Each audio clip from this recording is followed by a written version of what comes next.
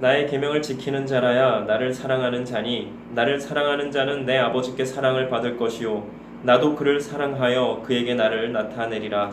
가룟시몬이 유다가 이르되 주여 어찌하여 자기를 우리에게는 나타내시고 세상에는 아니하려 하시나이까. 예수께서 대답하여 이르시되 사람이 나를 사랑하면 내 말을 지키리니 내 아버지께서 그를 사랑하실 것이요 우리가 그에게 가서 거처를 그와 함께 하리라. 나를 사랑하지 아니하는 자는 내 말을 지키지 아니하노니 너희가 듣는 말은 내 말이 아니요 나를 보내신 아버지의 말씀이니라. 내가 아직 너희와 함께 있어서 이 말을 너희에게 하였거니와 보혜사 곧 아버지께서 내 이름으로 보내실 성령 그가 너희에게 모든 것을 가르치고 내가 너희에게 말한 모든 것을 생각나게 하리라. 아멘. 오늘 말씀의 제목은 하나님을 사랑하십니까? 입니다. 하나님을 사랑하십니까? 하나님을 사랑하세요? 예. 지난주에 주중에 이제 어느 날 퇴근을 하고 저녁을 먹으면서 이제 뉴스를 보는데 뉴스를 보다가 정말 세상이 어떻게 하다 이렇게 엉망진창이 되었나 하는 생각이 들 정도로 뉴스에서 어마어마한 소식들을 전하는 겁니다. 군대에서 있을 수 없는 일이 일어났는데 뭐냐면 군대 간부가 사병의 빨래를 이제는 뭐 그 빵 셔틀이 아니라 빨래 셔틀을 하는 거예요. 누가 아주 돈이 많은 어느 자제분인가 본데 아무튼 뭐 피부가 뭐 문제가 있어서 그렇다고는 하는데 그럼에도 모든 절차를 다 생략하고 그냥 암암리에 그냥 빨래 심부름을 한 거예요. 할 수는 있어요. 그러니까 심부름이 아니라 뭐 만약에 몸에 문제가 있다면 그 이렇게 보고해서 절차를 거쳐서 그러면 이 사병은 뭐 특별하게 이렇게 관리를 해라 이렇게 하면 문제가 안 돼요. 그런데 그런 절차 보고 다 무시하고 그냥 빨래 심부름을 한 거란 말이죠. 그래서 이제 뭐 뉴스에서는 뭐 그런 금전적인 대가나 어떤 그런 것에 대한 어떤 것을 뭐 이렇게 받고 뭘 그걸 한 게 아니냐 그래서 그걸 조사한다고 하는데 그 다음 내용은 잘 모르겠어요. 그런데 어쨌든 다른 세상도 아니고 군대에서 간부가 이 사병의 빨래를 심부름한다는 건 정말 당나라 군대도 아니고 무슨 군대가 아무리 거꾸로 돌아가도 그거는 아닌 거예요. 그러니까 인격적으로 모독하거나 말도 안 되는 일을 시키면 뭐 그거에 대해서는 항거할 수 있어요. 그 사병이 간부한테. 근데 이거는 잘 모르겠어요. 그래서 어떻게 하면 군대가 저렇게 망가졌을까? 망가질 수 있을까? 우리나라는 군대가 특히 중요한 게 뭐냐면 지금 어떤 상태예요? 휴전 상태란 말이에요. 만약에 전쟁 났을 때 빨래 심부름 하던 간부가 명령을 내려요. 그 명령이 먹히겠어요? 빨래나 심부름 하던 간부인데 안 되는 거예요. 또 그런가 하면 이제 뭐 정권이 바뀌었습니다. 뭐 정권을 잡을 때마다 다 일어나는 일이에요. 내가 불리한 입장일 때는 안 된다고 잘못했다고 했던 일들을 내가 이제 유리한 입장이 되고 나니까 된다고 그 정도는 괜찮다고 하는 일들이 아무렇지도 않게 일어나고 있는 그 현실을 보면서 어떻게 하면 저렇게 철면피일까? 어떻게 하면 저렇게 나는 얼굴이 화끈거려서 내가 못하겠는데 왜냐면 내가 안 된다고 했던 일이잖아요. 그런데 내가 이제 유리한 입장, 내가 이제 힘이 있는 입장이 되니까 그거 왜 안 돼? 돼. 이렇게 입장이 바뀌는 거예요. 그 외에도 그동안 여러 가지 말도 안 되는 일이 일어나는 것을 보면서도 어떻게 이런 일들이, 어떻게 저런 일들이 아무렇지도 않게 일어날 수 있을까 하고 생각을 했었습니다. 그래서 세상이 정말 어떻게 하다가 이렇게 많이 망가지고 엉망이 됐을까? 또 운전을 할 때도 언제부터인가 정말 운전을 이상하게 하는 사람들이 많아졌어요. 그리스도인들만이라도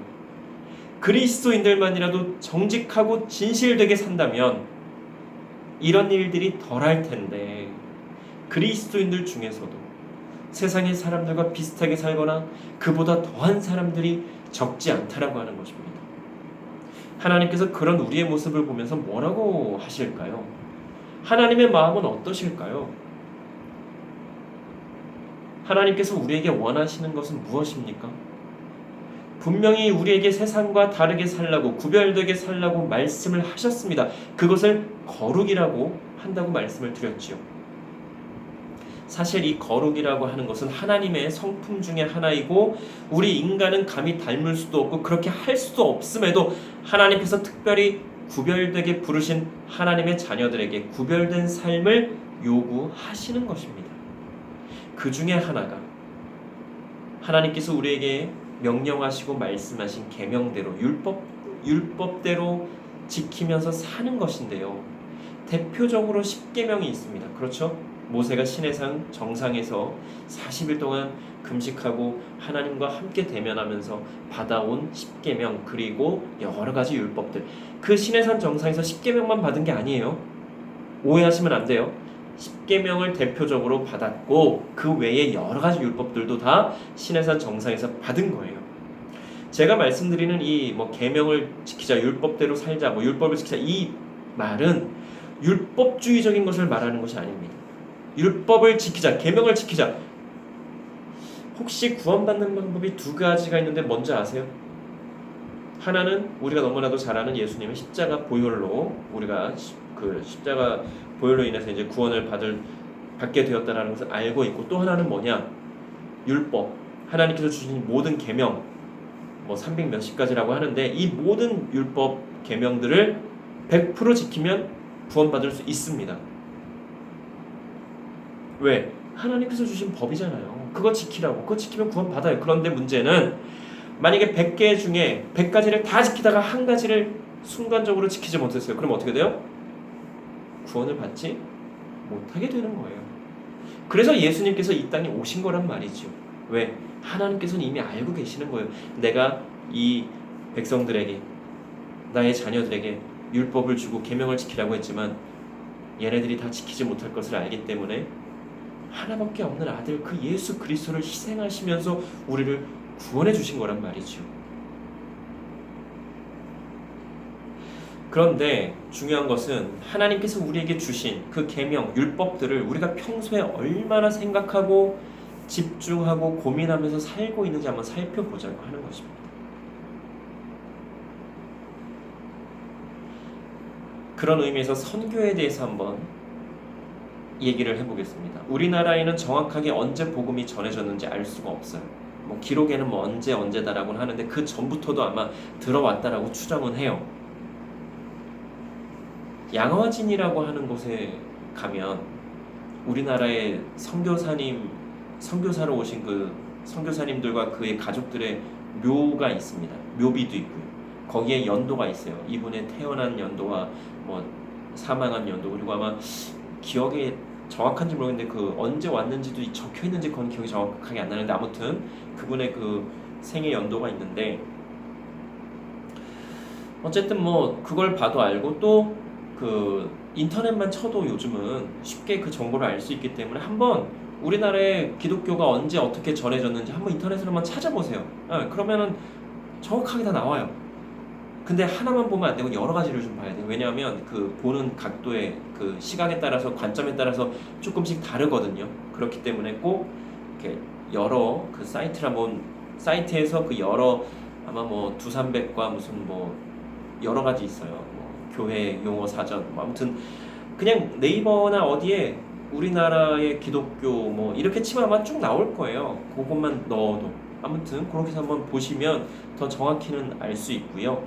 그렇게 우리나라에 언젠가부터 이 복음이 전해졌고 우리나라에서도 다른 여러 나라에 복음이 전해지지 않은 곳에 복음을 전하기 위해서 선교사들을 파송을 하고 있습니다. 그런데 그 중에 어떤 나라는요. 그 자국에서 허락하는 종교 외에 특정 종교를 불허하는 경우가 있어요. 전도를 하는 것도 불법이에요. 만약에 그게 적발이 되면 추방당하거나 심지어는 사형까지 선도를 당하기도 합니다. 그런 곳에 혹시라도 선교를 간다면 어떻게 해야 되겠습니까? 보통은 전략이라고 해서 속입니다. 그냥 일반 직업을 가지고 그 나라에 가서 사업을 하러 온 것처럼 그렇게 해서 이제 들어가요. 비밀리에 그리고 이제 복음을 전합니다. 자기가 이제 관계된 사람들 만나다가 요 사람한테 좀 괜찮으면 이렇게 잠깐 따로 이렇게 기회를 봐서 그런데 이제는 사실은 저는 아주 좀 오래전부터 이런 복음 전파에 대해서 좀 다시 생각을 해봐야 된다는 생각을 했었어요. 뭐냐면 하나님께서 과연 그렇게 하는 것을 좋아하실까? 기뻐하실까? 이것에서부터 한번 시작을 해보자는 거예요. 복음은 어느 곳에나 전해져야 하는 것은 맞습니다. 그런데 하나님을 믿는 사람들 중에 그 사명을 받은 사람들은 선교에 매진을 해야 돼요. 그런데 문제는 방법에 있어서 이것이 과연 하나님께서 정말 좋아하시고 기뻐하실 방법인가를 한번 생각을 해보자는 거죠. 만약에 우리나라에 그 옛날에 선교사님들이 오셔가지고 거짓으로 속여서 복음을 전했다면 어땠을까요? 그 종교를 받아들이기가 쉬웠을까요?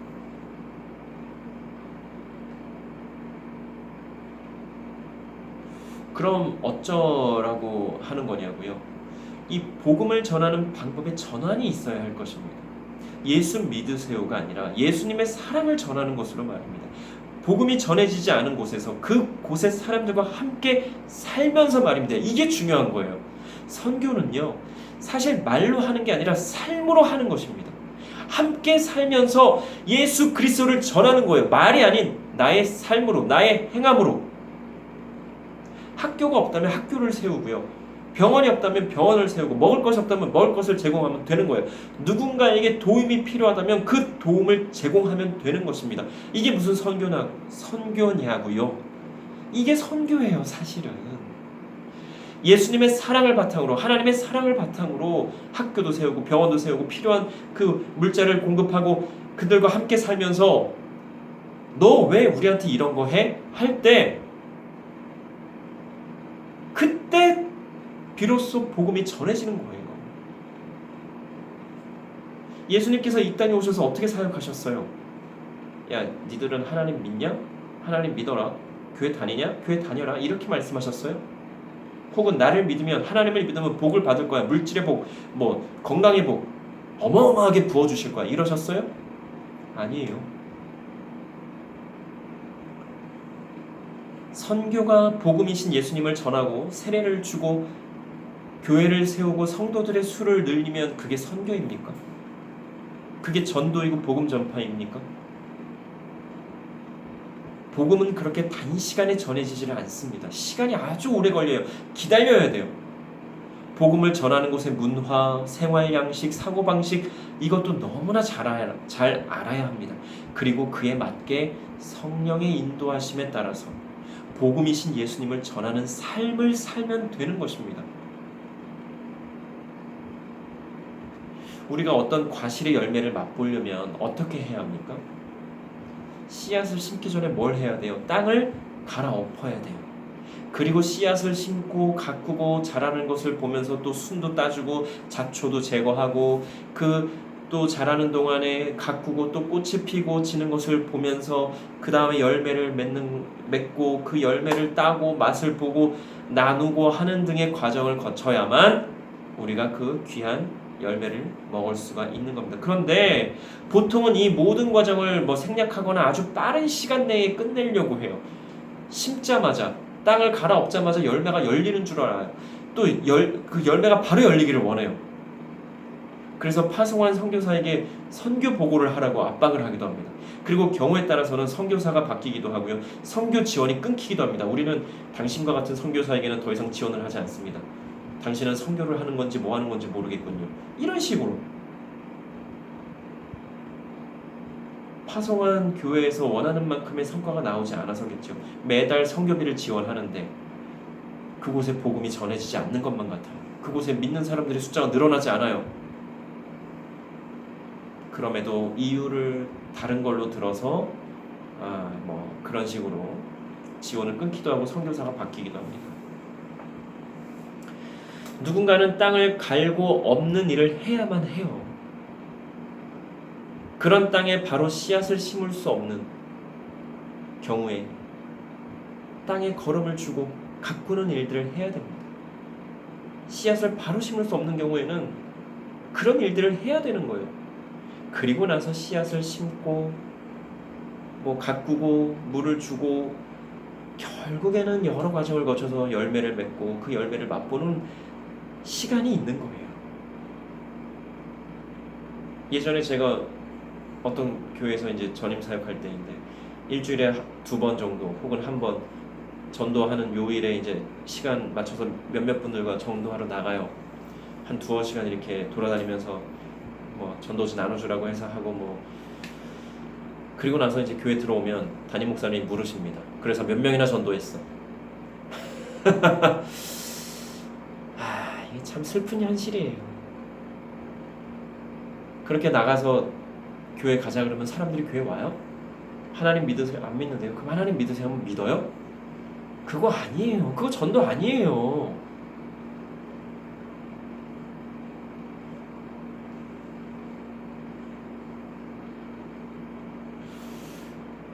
우리는 지금 어떤 일을 하고 있다고 생각되십니까? 나는 지금 어떤 위치에 와 있는가? 저는 지금 정말 말도 안 되는 땅을 일구고 개간하는 일을 하고 있다고 생각을 하고 있습니다. 지금 우리가 사역하는 이 모든 일들이 그래요. 그런데 이 일들을 제가 처음 하는 게 아니고요. 이미 언제부터인지 모르는 때부터 이미 이러한 교회들이 세워지고 계속해서 유지가 되고 있다라고 하는 것입니다. 그 중에 저는 또 하나일 뿐이고 말입니다. 누구나 편하게 열매를 맛보고 싶겠죠. 저도 왜 아니겠어요. 보통에 그냥 교회 가면 다 차려놓은 밥상에 그냥 숟가락만 얹으면 돼요. 다 돼 있는 곳에 가서 사역하는 거 그거 못하면 바보죠. 사역자로 살지 말아야지. 그것도 못하면서 어떻게, 그렇지 않아요? 모든 시스템이 다 갖춰져 있어요. 내가 그냥 사역자로서 가서 나는 사역자의 역할만 하면 돼요. 그걸 누가 못하겠습니까?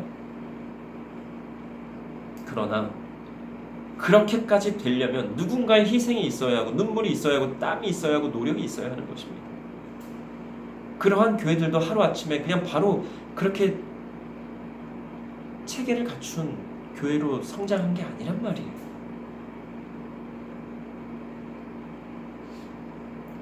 이제는 그리스도인이라고 하는 내가 정말로 하나님의 사람으로서 하나님의 말씀대로 살고 행하는 것을 사람들이 알 수 있도록, 볼 수 있도록 해야 할 것입니다.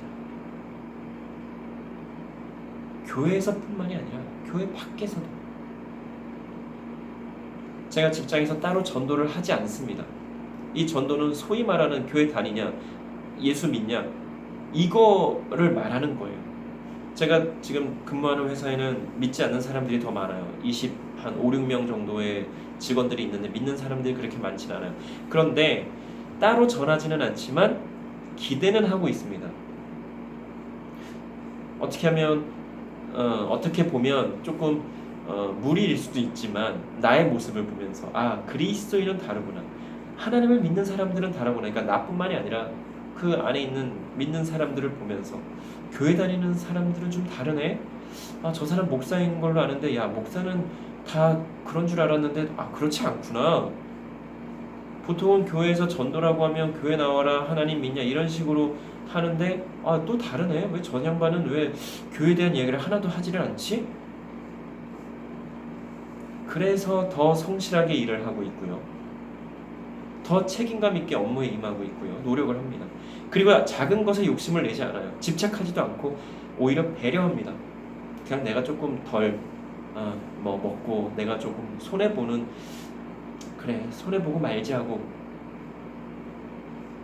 그런데 그렇다고 해서 저를 대단히 뛰어나게 보이려고 한다거나 연기를 하지는 않습니다. 제가 할 수 있는 한도 내에서 본래 제 모습대로 그대로 함께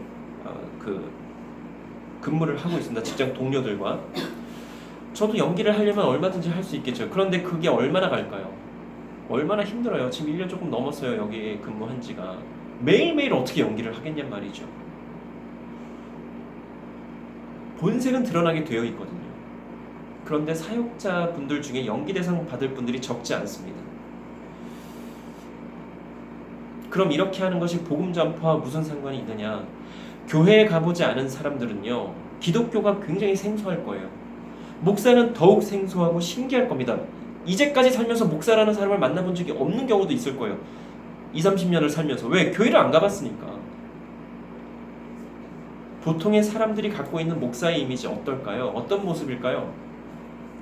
우리는 교회와 너무 친숙하고 익숙해서 목사라고 하면 딱 그려지는 게 있지만 일반 사람들, 보통은 드라마나 영화에서 나오는 교회와 목사의 경우 어때요? 모습이 긍정적이에요? 아니면 부정적이에요? 긍정적인 모습보다는 부정적인 모습이 더 많습니다. 저는 이게 참 많이 불편하긴 한데 어쨌든 세상에 바라보는 교회와 목사는 별로예요. 일반 사람들이 보는 교회와 목사는. 그런데 그런 목사가 함께 직장에서 근무를 하면서 생활을 해요. 함께하는 사람이 목사인지 모를 정도라면 성공한 게 아닐까 하는 생각이 듭니다. 저는 목사도 보통의 사람이구나, 같구나, 다르지 않구나. 무슨 얘기냐면 힘든 일 하면 힘들어하고요, 웃긴 일에 웃고요, 속상한 일에 속상해하는 그 모습을 보면서 목사도 우리랑 크게 다르지 않네. 그런 중에 무언가 좀 다르기는 다른 것 같다 이렇게 느껴지게 된다면 저는 그게 복음을 전하는 일이라고 생각을 합니다. 말이 아닌 행함으로 복음을 전하는 건 말입니다. 조금 더 어렵게는 복음을 전하는 삶을 사는 모습을 보이는 것이죠. 억지로가 아니라 그냥 자연스럽게. 물론 얘기할 기회가 생긴다면 얼마든지 복음이신 예수님의 사랑을 전할 것입니다. 그러나 보통의 교회에서 말하는 하나님 믿냐, 교회 나와라, 이렇게는 하지 않을 겁니다. 그저 정말로 복음이신 예수님을 전하고자 합니다. 말이 아닌 삶을 통해서, 기회가 된다면 대화를 통해서 예수님을 소개하고 예수님을 안내하고, 나머지는 성령님께서 인도하시는 거예요. 그 사람의 마음을 주장해 주시고 움직여 주시는 건 하나님이 하실 일이지, 내가 할 일은 예수님의 사랑을, 예수님을 소개하고 안내하면 되는 겁니다. 거기까지예요. 그리스도인들은 분명히 세상과는 구별된 삶을 살아야 할 것입니다. 그런데 이 구별됨, 거룩에 대해서 잘못 알고 있고 오해하고 있는 분들이 적지 않습니다. 거룩이란 평소의 삶에서 생각과 말과 행동에서 구별되는 것을 말하는 것이지 교회 안에서만 거룩하라고 하는 것이 아닙니다. 하나님의 기준으로 구별된 삶을 살아야 하는 거예요. 하나님께서 말씀하시는 거룩은 세상적인 것들과 구별되라고 하는 것입니다. 이 세상을 살면서, 이 세상 안에서 세상과 구별되게 살아라. 어디에 있든지 무엇을 하든지 말입니다. 하나님을 사랑하십니까? 그렇다면 정말로 하나님께서 기뻐하시고 좋아하실 일들을 하시기 바랍니다. 기도 드리시겠습니다.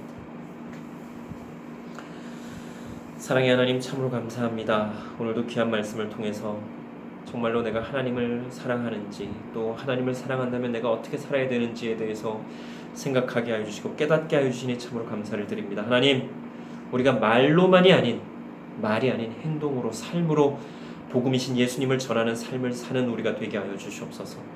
정말로 우리 그리스도인들의 모습을 보면서 그리스도인들은 정말 다르구나, 뭐가 있긴 있구나, 이 세상이 그렇게 볼 수 있도록, 그렇게 알 수 있도록 거짓으로, 연기로가 아닌 진실된 삶으로 그렇게 보여줄 수 있는 삶을 사는 우리 모두가 될 수 있도록 하나님 은혜를 더하여 주시옵소서.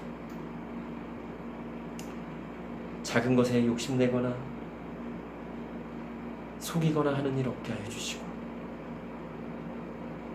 내가 받은 사랑 그대로 전하는 삶을 사는 우리가 되게 하여 주시옵소서.